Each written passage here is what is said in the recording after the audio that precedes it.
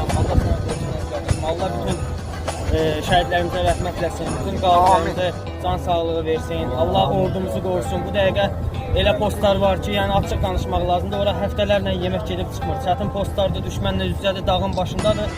Yəni onların əziyyətini unutmaq olmaz heç zaman. Allah onları qorusun ki, bugün onların sayəsində vaxtca biz əziyyət çəkmişik, indi biz onların sayəsində burada rahat gəzirik.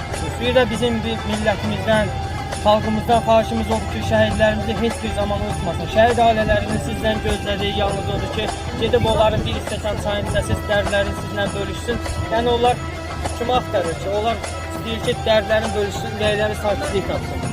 Bizim istədiyimiz odur ki, şəhidlərimizə fərq qoyulmasın. Necə 1990-cı ildən ta ki 2023-cü ilə qədər nə qədər şəhidlərimiz varsa, heç birinə fərq qoyulmasın. Hər birinə eyni ehtiramla yanaşılsın, hər birinə eyni diqqətlə, ailələrinə diqqət, qayğı göstərilsin, ailələri ziyarət olunsun və şəhidlərimizi xahiş edirəm hər birindən.